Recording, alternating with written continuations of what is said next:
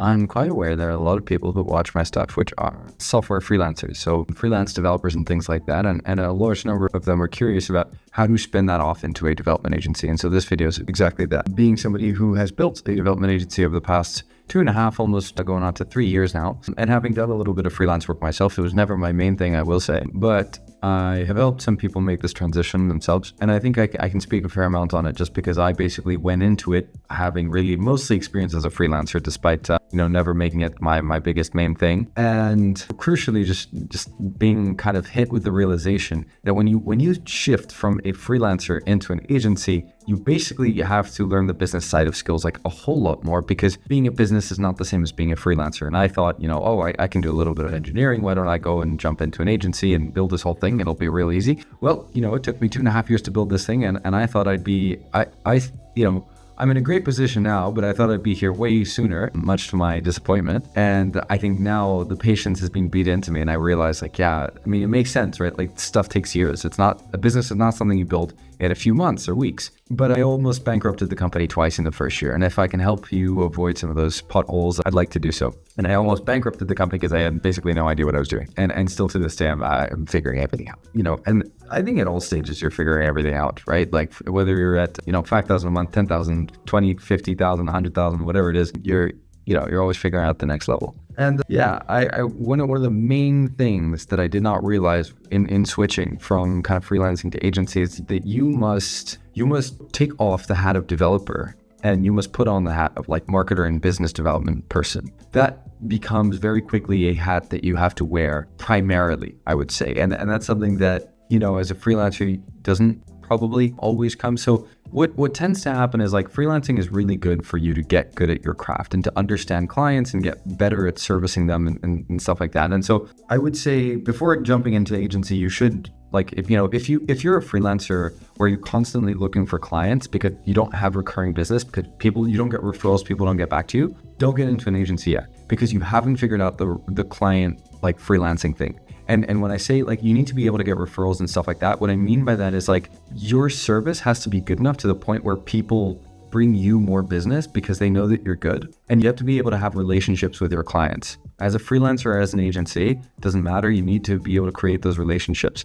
And so I would say start while you're a freelancer because it's lower stakes. But that means, like, you have to be able to have relationships. And I see a lot of people who come from platforms like Upwork, Fiverr, or whatever, and they're like, oh, how do I get clients that pay me better and all this stuff? And it's like, well, tell me one person that you actually have a relationship with beyond the platform that you're using. And most people basically it becomes very transactional and one-dimensional, and it's very hard to grow from that. And so that's the first thing, is, like, you need to be able to make sure that as a freelancer, you're capable of those functions of kind of like getting a little bit of business through referrals and being able to form relationships with clients and things like that. And then if you want to move into an agency, basically you have to figure out, in a big picture, you basically just have to outsource your work, right? You have to get it done by other people at a very basic level. You don't do the development, you do the growth, you bring in the clients, and then you hire more developers and you manage them and you grow from there. And then eventually you grow enough to introduce a little bit of like middle management, so project managers and things like that,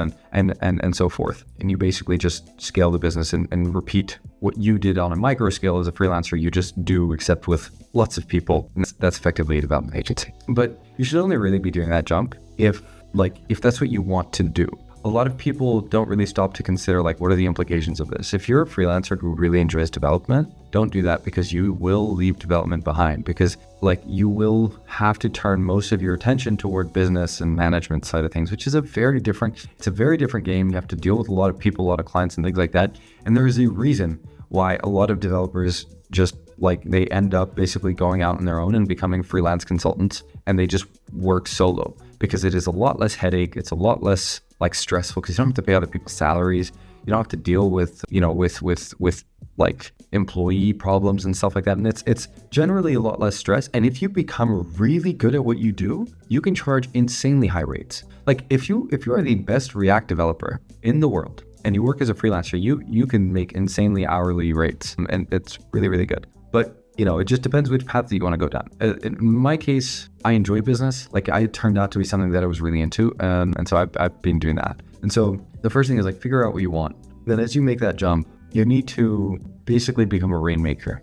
because otherwise you can't grow business. That's going to come, especially at the start when you don't have any resources. It's going to come from referrals, and basically like you need to set up an agency front. So like a website and a company name and stuff like that, which says like, I'm this agency. I'm no longer just me. This is my agency. This is my company. And you work with me, you work with my team, right? And so like immediately that kind of shifts things in the client's perspectives. And you want to work on hiring quality people, which is really challenging, but I've made some other videos on it. But you basically want to hire for standards. So who are people that can tell the difference between what is good quality and lower quality? If somebody cannot tell the difference, it does not matter how technical they seem to be, they are going to make for a shit person on your team, because you have to keep telling them things that they do not themselves identify as low quality. And that is a huge issue. So you need to find high quality people that can, I saw somebody asked, oh, how do you do quality control? You don't do quality control. You hire good quality people. They make quality work.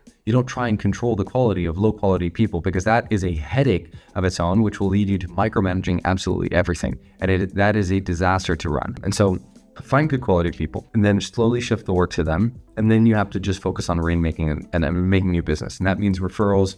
That means telling people about what you do. That means marketing. That means going out into the world and telling everybody that you run this company that does this thing, that does development, and posting about your case studies and documenting all of this. That is a lot of work, which has nothing to do with development, but that's basically what you have to do. And I've said very few things, but those are really the only things you have to do to go from a freelancer to an agency. And now there's a whole science to growing that business into the multi-millions, but fundamentally to make that leap, that's what you have to do. Like you have to shift out of developer and basically into a business person. And that is a shift that can take some time. That is true. But that's effectively how you start. You need to find good people to outsource to as you get, like you want to keep basically set up as an agency so people see you as an agency. Become somebody who can get more deals than they can do. So for example, like if I get 5 deals, I cannot code for all of them at once. I'm not going to be able to service them. Then I'm going to need people. And as I hire other people, there you have it. That's your agency. Basically, you've just spun up a company effectively, right? It's a group of people that's all working, servicing these different clients. And typically, I would suggest for you to be in charge of client communication. That in and of itself is a job. And I typically take responsibility to communicate with clients. And then